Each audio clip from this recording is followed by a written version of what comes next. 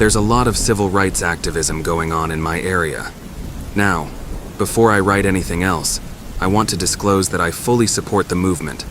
However, this is my personal opinion that the looting and rioting are not okay, and anyone participating in those acts should not be associated with the peaceful protesters. Unfortunately, mixed in with the peaceful protesters are the looters and rioters hiding in plain sight. A few nights ago, many stores and houses in the town next to mine were broken into and robbed, and a lot of car windows were smashed. There were rumors from the cops in our friend group that our town would be a target the next night. We stayed up a little later than usual the next night for that reason. While watching a movie together as a family, we had to mute the TV when we heard yells from outside.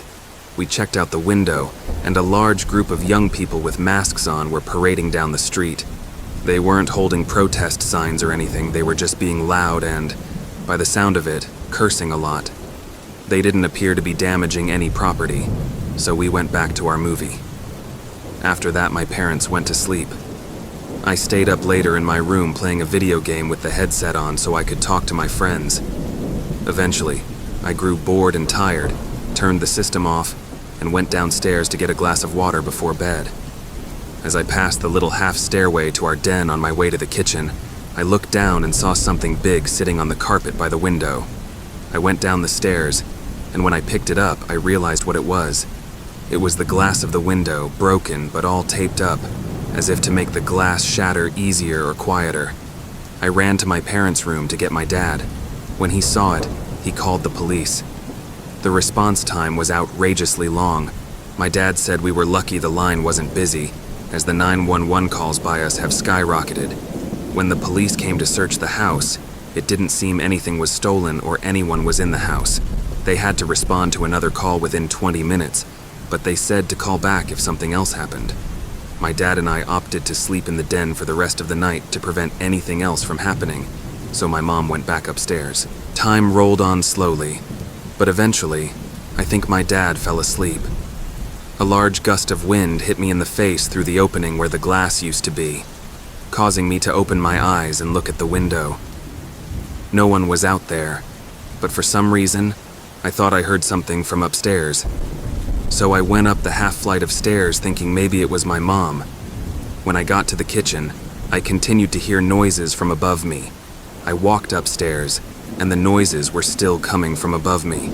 What else was above? The attic. I went to the upstairs storage room, which had the attic door. I quietly opened it, revealing the short stairway to the attic. This is when the noises stopped. I didn't flick the light switch on. I just tiptoed halfway up the stairs to listen.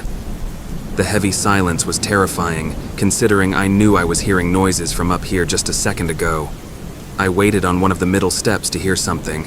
Then I felt the hairs on my head being moved. Someone's fingers started running through the curls in my hair. As I heard this deep, swart cackling sound, I let out a cry for help from my dad, as all the confidence immediately left my body, and I was overcome with horror. I ran out of the attic to meet my dad halfway down at the kitchen. He didn't go up to the attic. He once again called the police instead. While we heard shuffling and thumps from above us, the cops once again came. Upon entering the attic with their guns drawn, they were able to locate someone.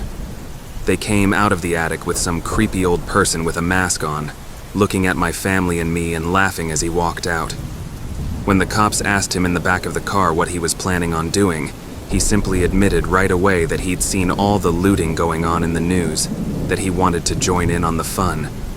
He made his way to our attic because he said that's where people store their most valuable possessions. Based on the way the person spoke and acted in general, you could tell they were certifiably insane. They told the cops that they were alone. Oddly enough, they answered all their questions no problem, but once again, this person clearly had some screws loose or missing entirely. Feeling their hand brush through my hair like that will probably haunt me for a long time, maybe even life. And one thing is for sure, I don't feel safe going in that attic anymore.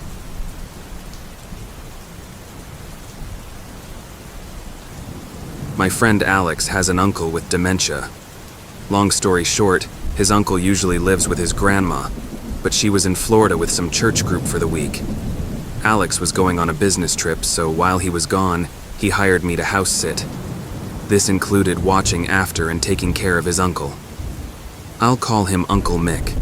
Alex would only be gone for 2 days. On the first day of my house sitting, I mostly just hung out in the backyard, reading and tanning, or in the living room, watching TV.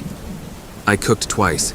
Each time I made extra food for Uncle Mick, but I never saw him come out of his room upstairs. I went up to knock on his door lightly and tell him I made food. I heard a grunting noise on the other side of the door. I assumed that was his way of acknowledging me. I never actually met his uncle. Oddly enough, we weren't introduced when Alex hired me for this little job.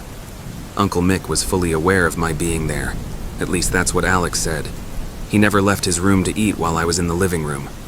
So, I went up to Alex's spare room for the night. I left the door cracked open so I could listen.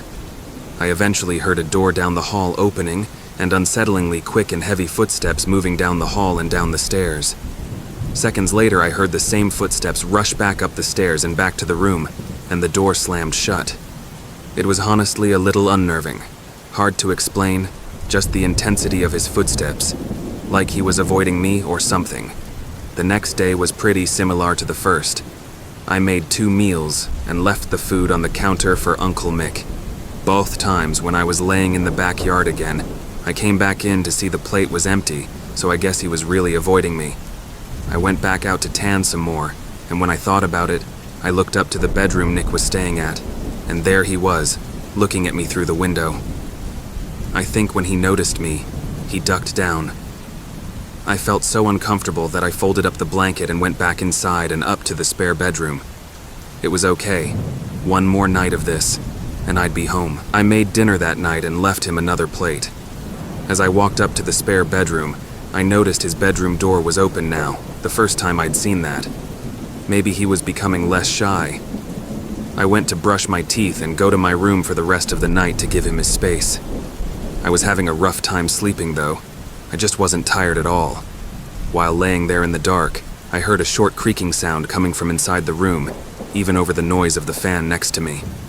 I sat up and looked around, still able to slightly see in the dark room. I didn't see anything. More specifically, I didn't see Uncle Mick. I was getting paranoid, honestly. Why was I becoming so creeped out by him? I lay back down on my side facing the wall next to the bed. I ignored the little sounds I thought I was hearing in my head for the most part. But when I heard a very faint groan, I sat up and turned off the fan to listen. I heard breathing. I turned to the far right side of the room by the desk, and there he was, sitting on the desk chair, turned to me. I screamed in fear, and he came up to me, going, "Shh," and covered my mouth with his hand. In the moment, I thought he was trying to suffocate me, so I pushed him off of me and ran to the nearest bathroom to lock the door. I listened as I heard his manic footsteps rush back to his room and slam the door. My heart was pounding inside my chest. I called Alex and told him about it. He sounded like he wasn't even that shocked. That's the scary thing. He told me it's best I sleep in the bathroom with the door locked, and when he said that, it said to me that his Uncle Mick is potentially dangerous, which scares me even more. I slept maybe 3 hours max that night on the bathroom floor, and in the morning, I quickly packed my backpack and waited out in the backyard for Alex to return. He paid me extra for what I had to deal with.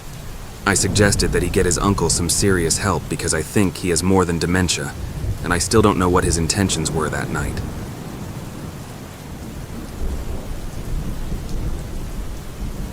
My dad once told us a true scary story of his from when he was in his 20s. When he was still living with my grandparents, he lived next door to this older couple in their 60s. One winter, the wife, Margie, next door went missing. The husband knocked on their door and asked my grandparents if they'd seen her, but unfortunately they hadn't. No one had. Apparently a few days later, my dad was out at the park playing football with friends. That's when it started to snow. They played in the snow for a while until it got to be too much. Then they all went their separate ways back home. When my dad got home, he realized his parents were gone. My dad started the fireplace and went to his room, which was adjacent to the living room, to throw his stuff on his bed.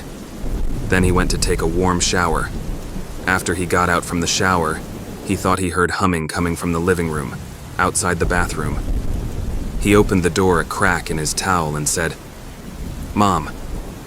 The humming stopped, but a creaking sound continued. My dad threw on his clothes in the bathroom and walked out into the living room. There, in my grandpa's old rocking sofa chair, was Margie from next door.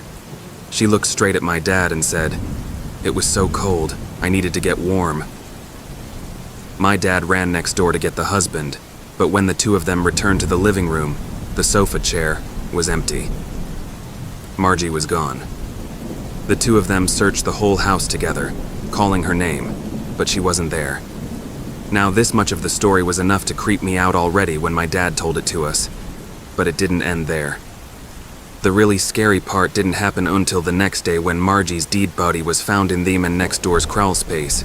She apparently tripped and sliced her head open on a sharp object. He only found her because the smell became so unbearable. He smelt it from the garage. The thing is, the body was deemed to have been dead for at least 3 days. Yet, my dad saw her in the living room just the day before. To this day, Dad believes he saw the ghost of Margie in my grandparents' living room that day. My dad's not one to make stuff like this up.